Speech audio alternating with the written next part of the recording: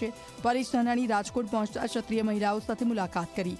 આશાપુરા મંદિર ખાતે પરેશ ધાનાણી દર્શન કરવા માટે પહોંચ્યા, જ્યાં ક્ષત્રિય મહિલાઓ સાથે વાતચીત કરી।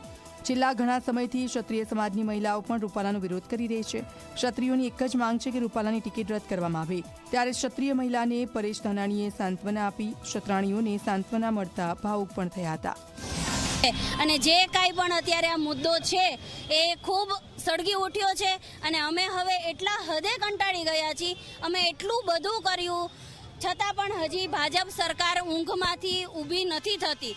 અમારી બહેનોની અસ્મિતાને એ લોકો બેટી બચાવો બેટી પઢાઓ અભિયાનને એવું બધું કરે છે, છતાં પણ એ અમારી અસ્મિતા વિશે એક પણ ડગલા નશભાઈ અમને એવી રીતે કીધું છે કે ભાઈ હું તમારો જવતલિયો ભાઈ થયો છું, તો તમે ચિંતા ન કરતા, હું તમારી સાથે છું।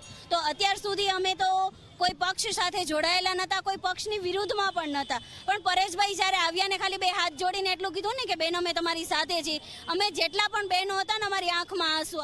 વિરુદ્ધ મતદાન કરવાનું થશે તો અમે ક્ષત્રિય સમાજ ભાજપને છોડીને કોંગ્રેસને પણ સમર્થન